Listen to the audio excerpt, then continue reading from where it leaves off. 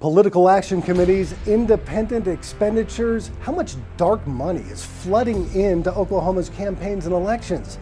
Well, we've invited Jenni White, investigator extraordinaire, back into our studio for a second week. We're taking a deep dive into dark money. I'm Andrew Spino, on special assignment with Project 46.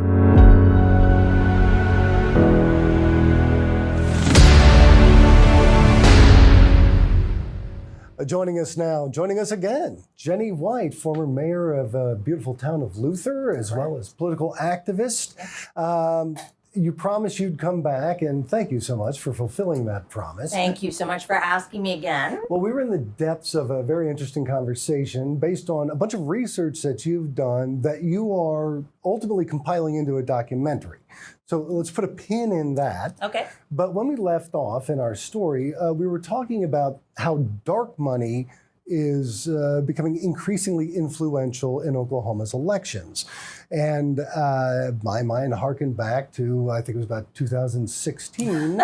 When you know where I'm going with this? No, I do. When Joy Hoffmeister was arrested, along with a couple political consultants, colluding between an independent expenditure, a PAC, and the campaign, which is verboten. Tell us the background on that case. Well, so... well, is that part of your research? Well, actually, it really isn't, but it kind of is a springboard into the research. So in 2016, Joy Hoffmeister was running against Janet Barisi, then superintendent. She was... In 14, she ran. 14. Yes, okay, go ahead. Okay, all right, sorry.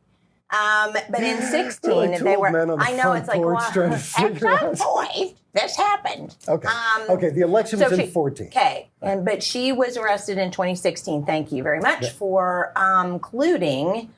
And people don't kind of understand that. So an independent expenditure is, because people don't, there's so much terminology and people are like, I don't know what this means. So an independent expenditure is some money that's spent, an expenditure, independently of the candidate. So if you're running for an office, Andrew, I can't, and I'm going to create a PAC for you to help funnel money into your campaign. You can't know about anything I'm doing. Right. Because I have to operate independently of you. I have to expend money on your behalf independently of you. So these independent expenditures, you're not allowed legally. It's unlawful for you to collude with me. For you to, for example, say, hey, Jenni, I know, what's the PAC going to do this week? Because, I just need to know how to spend my campaign money. Right, zero you see coordination. How that works? Right, Yeah. You're supposed to be zero coordination. Correct. So what ended up happening was a man who was a political consultant at the time was actually driving and was picked up by a police officer and had drugs in his system at the time, and his cell phone was confiscated as part of that traffic stop. Well, once they looked at his cell phone, they then subpoenaed cell phones of Joy Hoffmeister and Fount Holland and a member of COSA and a member of OEA. And Stephanie Alexander, I've forgotten what her maiden name was, but they were all involved. And once they got their cell phones, they found text messages that the OSBI found text messages that indicated that they actually were working Joy's campaign in concert with the Independent Expenditure PAC.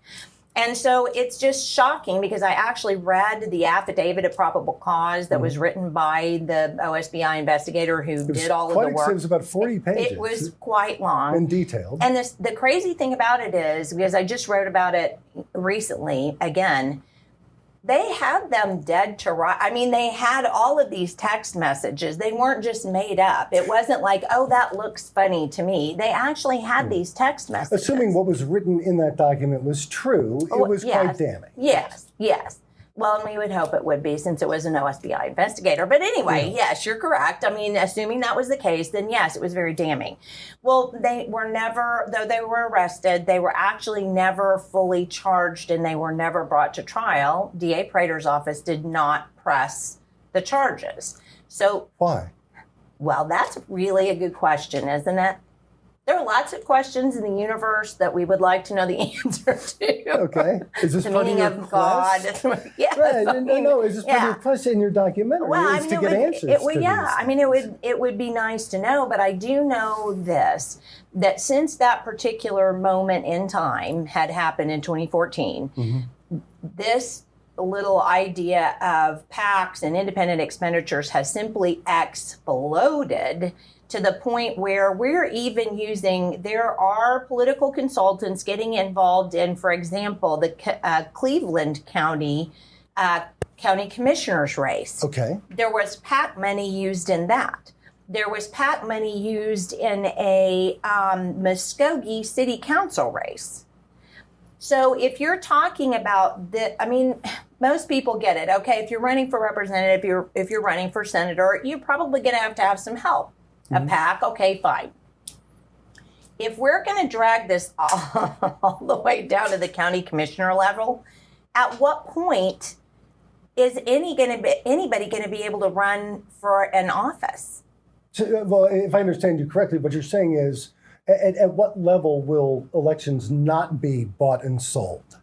But that's exactly correct. I mean, and that is kind of, one of those existential answers, I mean, at what point is that going to happen? I mean, to us... Go ahead. I'm sorry. To us, there are actually some things that Oklahoma can do to help solve some of this problem. Okay. Let's wallow a little bit more in the problem, shall we? Do you think when those charges were inexplicably dismissed, dropped, just disappeared in that dark money collusion case, do you think the fact that that happened emboldened PACs, people who run PACs, to operate however they please, knowing that there wouldn't be any sort of repercussion, impunity, if you will?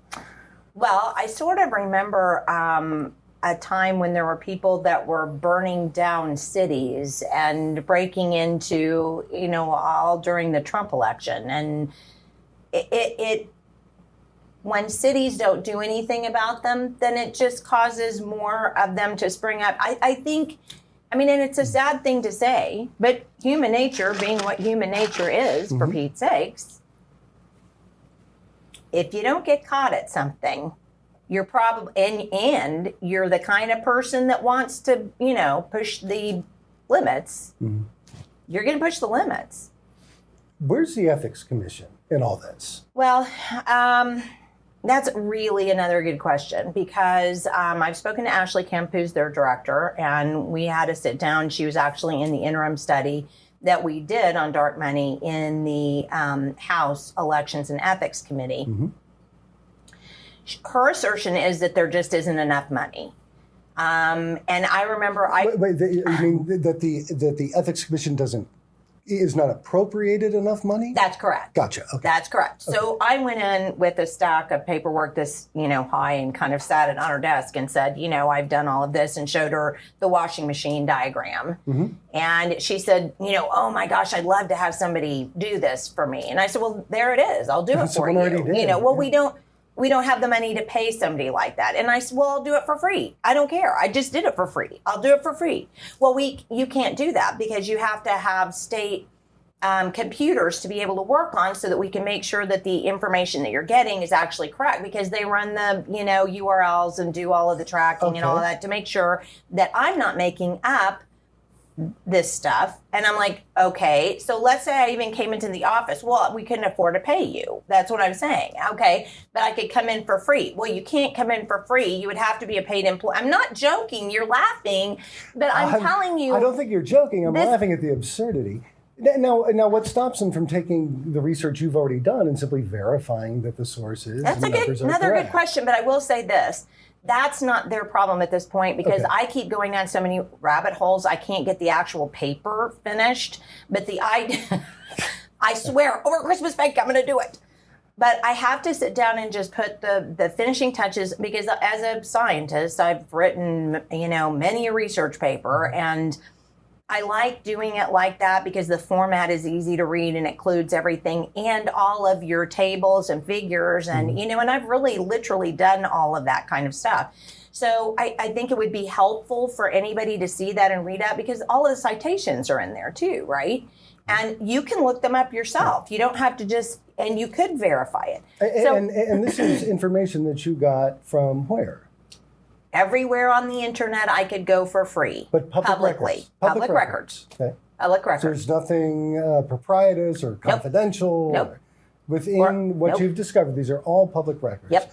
What has been, I guess, overall the most shocking thing in the greatest sense? Is it the dollar amount that's come in? Is it the people who are behind it? I'm making a funny face, aren't I? Because I'm thinking about this. Wear your brain on your sleeve. I know. Honestly, there are several people that I am unable to corroborate actually exist. And I've looked through voter records, I've looked through property records, I've searched these people out. And these are all people that are involved in PACs, treasurers, listed as treasurers or compliance officers. I literally cannot find that these people exist. So I'm not saying that I'm a perfect researcher either. I mean, I'm not saying that. I'm just saying I personally, as a researcher, cannot locate these people. Yeah, and usually people who work in politics usually have an online presence of some sort. Well, and I would think that if you were listed on upwards of 17 PACs as a compliance officer or treasurer, there should be something that's not a post office box where I can verify the veracity of any of your claims. But I can't do that because they all go back to phone numbers that are a voice automated system or a post office box. Some of them, like one of them was a post office box in the Research parking lot, which I'm in Tulsa, which I'm pretty sure actually goes to a Staples, that's right around the corner. But the point of the matter is it's not how am I going to find these people? So if there's a name and I can't search the name and the name doesn't come up with anything that I can find, right, legally, and trust me when I say it's pretty easy to find people on the internet. Sure. I mean, it's pretty easy. So if I can't find this person or other people, there are numerous people actually involved in these PACs that are listed that I can't find records of. So what does that tell you? Well, if it ends up being that somebody else tries to find them or these people don't come forward, then it's fraudulent. So you set up fraudulent PACs. So what is the point of having an ethics commission if the ethics commission is not going to enforce the rules it was established to enforce? Or, I mean, does the ethics commission really have any enforcement mechanism? Or do they? No, they actually do have an enforcement mechanism, and they did shut down a Senate PAC, one of the Senate PACs, the Senate Leadership PAC. They actually did shut it down because they weren't following protocol and levied some high fines. Yeah. So they absolutely do. Why it's not being done, I simply am having a horrible time trying to figure out. But if you're a small government person, this is an excellent example of why government doesn't function. Explain. Well, I mean, I just told you the whole story about going to the director of the ethics commission saying, but I'll do it for free and here's all my stuff or, whatever. There's so much red tape. We've created this thing, this bubble that's full of nothing but red tape that's not helping you or me. I mean, because I walked in there saying, hey, I'll do it for you, right? And she said, but we can't because protocol says blah, blah, blah. The government rules say we can't do this. But now, okay, so is that more of a problem of government not adequately funded? Because the fact is, she shouldn't need a volunteer to do that. I would agree. And there is some to that. But back to what we were talking about in terms of what we can do to fix some of the problems, there are definitely some ethics commission rules as they're written right now that if we could get them stricken or changed, it would put a big dent in a lot of this. And we're going to talk about specifically which rules and what solutions they provide We're here with Jenni White inside Project 46 Studios. We're going to be right back. Here at Project 46, we are trying to hook up conservative consumers with conservative business owners, and we're succeeding. So if you'd like to sponsor this show or any one of the great shows on Project 46, just click on the link in the description below.